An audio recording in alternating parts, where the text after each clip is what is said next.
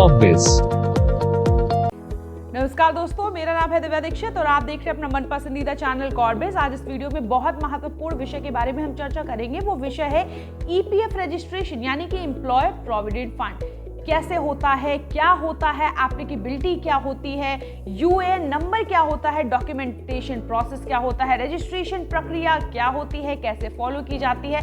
दोस्तों, इन सारे तमाम सवालों के जवाब आज इस वीडियो के माध्यम से आपको मिलेंगे, जो कि भविष्य में आपको बहुत काम आएगी। तो चलिए वीडियो की शुरुआत करते हैं। EPF employ provident fund. EPF का फुल फॉर्म होता है एम्प्लॉय प्रोविडेंट फंड। अगर हिंदी में इसके फुल फॉर्म की हम चर्चा करें तो इसे कर्मचारी भविष्य निधि कहा जाता है। देखिए, एक गवर्नमेंट बॉडी है ईपीएफओ यानी कि एम्प्लॉयड प्रोविडेंट फंड ऑर्गेनाइजेशन। ये ईपीएफ को गवर्न करती है, मॉनिटर करती है, रेगुलेट करती है। यानी कि ईपीएफ से रिलेटेड जितना भी काम होता है वो किस बॉडी के थ्रू होता है, वो हमारी बॉडी है ईपीएफओ। दैट इज जो कॉन्स्टिट्यूटेड है under the employ fund organisation miscellaneous provision act 1952। देखिए, अब सरल भाषा में हम इसके बारे में बात करेंगे। अगर कोई भी एम्प्लॉय है, वो किसी ऑर्गेनाइजेशन में काम करता है, चाहे वो सरकारी हो या फिर गैर सरकारी हो, तो उसी दौरान उसकी जो बेसिक वेज सैलरी है उससे ईपीएफ कटता है, यानी कि पीएफ कटता है, प्रोविडेंट फंड, जो कि भविष्य में उसके काम आता है। चाहे हम रिटायरमेंट की बात ले ले, चाहे अगर वो बीमार है, इलनेस के टाइम, यानी कि जब भी आपको जरूरत है तो एक पैसा आपकी सैलरी से पीएफ अकाउंट में आपका सेव है और उसका यूटिलाइजेशन आप कभी भी कर सकते हैं। ये पूरी भाषा है पीएफ की, यानी कि provident fund, EPF employ provident fund. Applicability of EPF online registration. दोस्तों, अब बात एप्लीकेबिलिटी की होगी, यानी कि सबसे पहले आपको जानना यह आवश्यक है कि आप अगर ईपीएफ रजिस्ट्रेशन के लिए जा रहे हैं, आप एप्लीकेबल हैं या नहीं। उसके लिए देखिए कुछ महत्वपूर्ण की पॉइंट है। पहला की पॉइंट तो यह है, जो हमारे एस्टैब्लिशमेंट है उसको ये देखना जरूरी है कि उसके यहाँ जो एम्प्लॉयज काम कर रहे हैं वो 20 के ऊपर हैं या नहीं। इसके अलावा जो हमारी इंडस्ट्रीज हैं, जो एंगेज्ड हैं इन सभी कामों को लेके, उसमें भी ये देखना जरूरी है कि जो एम्प्लॉयज की संख्या है वो 20 के ऊपर हैं कि नहीं। और इसके अलावा जो एम्प्लॉयज हैं उनकी जो बेसिक वेज सैलरी है वो 15,000 पर मंथ के नीचे है या फिर सिर्फ 15,000 है, उसी केस में ईपीएफ कटता है। इसके अलावा जो हमारी सेंट्रल गवर्नमेंट है वो अगर आपको 2 मंथ का नोटिस दे तो उसके बाद मैंडेटरी हो जाता है आपको अपने एम्प्लॉयज का ईपीएफ रजिस्ट्रेशन कराना। Benefits of EPF registration. अब बात आ रही है ईपीएफ रजिस्ट्रेशन के फायदों की। फायदा मैंने आपको पहले ही बता दिया है कि जो हमारा एम्प्लॉय है वो अपने प्रोविडेंट फंड का इस्तेमाल कर सकता है रिटायरमेंट के टाइम पे, इलनेस के टाइम पे या फिर किसी भी इवेंट हैपनिंग के दौरान, यानी कि जब उसको इसकी जरूरत है तो वो अपना जो पैसा सेव है प्रोविडेंट फंड के तौर पे उसका यूटिलाइजेशन कर सकता है। दूसरा फायदा ये है कि देखिए, आपका जो प्रोविडेंट फंड है वो आपके लॉन्गर टर्म में काम आ रहा है, यानी कि आपका लॉन्गर टर्म प्लान है। और तीसरा फायदा ये है, देखिए, सिर्फ एम्प्लॉय कंट्रीब्यूट नहीं करता है प्रोविडेंट फंड में, एम्प्लॉय प्लस एम्प्लॉयर दोनों को कंट्रीब्यूशन रहता है एम्प्लॉय फंड में, जो कि फायदा हमारे एम्प्लॉयज को मिलता है। EPF registration, UAN universal account number. देखिए, एक बार आपका जो एस्टैब्लिशमेंट है, आपकी जो कंपनी है वो रजिस्टर्ड हो जाती है ईपीएफओ वेब पोर्टल पे, उसके बाद केवाईसी डॉक्यूमेंटेशन होता है, जिसके बाद जो हमारे एम्प्लॉयज हैं उनका एक यूएएन नंबर यानी कि यूनिवर्सल अकाउंट नंबर जारी होता है। उस यूएएन नंबर के आधार पर वो कभी भी अपना जो प्रोविडेंट फंड है पैसा निकाल सकते हैं। इसके अलावा उस यूएएन नंबर के आधार पर ही अगर आप एक कंपनी में काम कर रहे हैं, आपका पीएफ अकाउंट जनरेट हुआ है, अगर आपने कंपनी छोड़ दी है, दूसरी कंपनी में ज्वाइन कर लिया, तो वो जो आपका पीएफ अकाउंट है वो ट्रांसफर हो जाता है। और वो सब कैसे होता है? यूएएन नंबर के माध्यम से। उसकी प्रक्रिया क्या है वो भी मैं आपको बताती हूँ। सबसे पहले एम्प्लॉय को यूएएन एक्टिवेशन के लिए विजिट करना होगा वेबसाइट को, यानी कि ईपीएफओ की वेबसाइट को विजिट करना होगा। उसके बाद आपको डिटेल देनी होगी, अपने नाम, पता, कॉन्टैक्ट डिटेल और सारी फॉर्मेलिटीज कंप्लीट करनी होंगी। जैसे ही आपने सारी जानकारी पूरी कर दी, एम्प्लॉय को ओटीपी नंबर मिलेगा अपने मोबाइल नंबर पे। उसके बाद एम्प्लॉय आई एग्री पे चेक करेगा, ओटीपी डालेगा। उसके बाद अगर ओटीपी मैच कर जाता है तो उसके बाद आपका यूएएन नंबर है एक्टिवेट हो जाएगा और वैलिडेट हो जाएगा।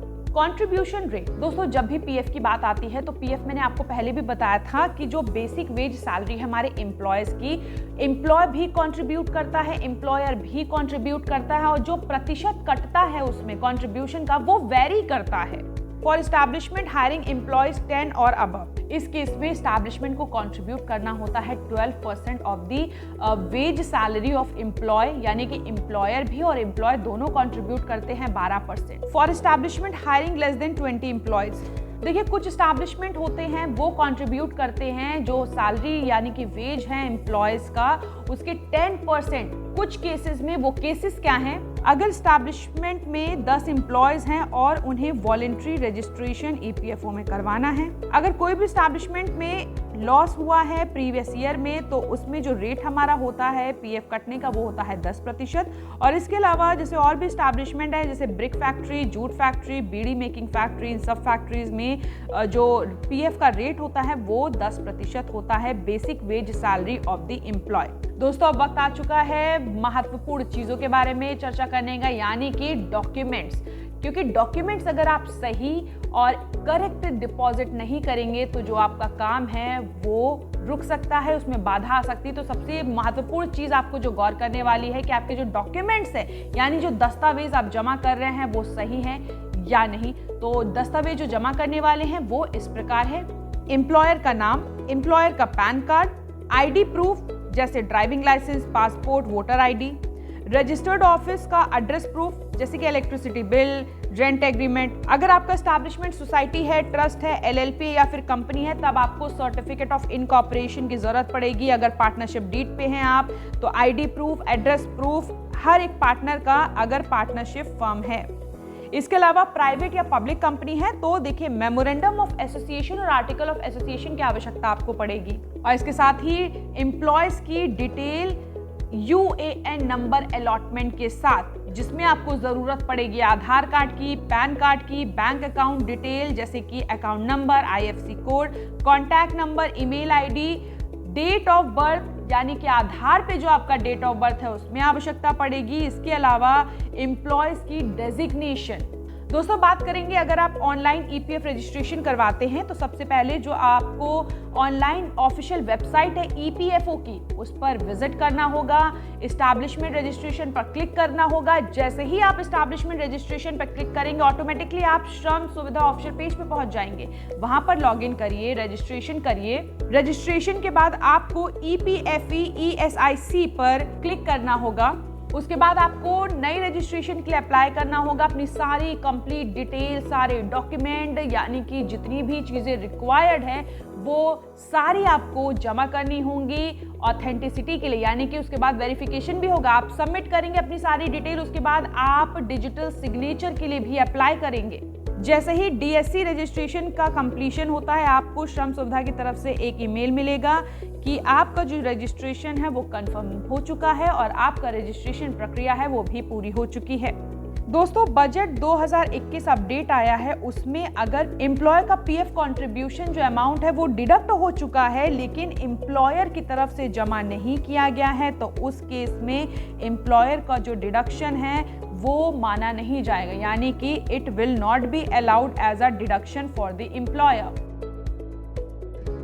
तो दोस्तों ईपीएफ से जुड़ी संपूर्ण जानकारी तो हमने आपको दे दी। भविष्य में आप प्लान करते हैं ईपीएफ रजिस्ट्रेशन कराने का, आप बिल्कुल निश्चिंत होकर बिना डरे बिना संकोच के कॉर्बिस के साथ जुड़ सकते हैं क्योंकि कॉर्बिस आपका काम और भी आसान बनाता है सारे लीगल प्रोसीडिंग और डॉक्यूमेंटेशन प्रोसेस के साथ। जल्द मुलाकात करेंगे दोस्तों एक नए इंफॉर्मेटिव वीडियो के साथ। तब तक आप अपना और अपने परिवार का ख्याल रखिए।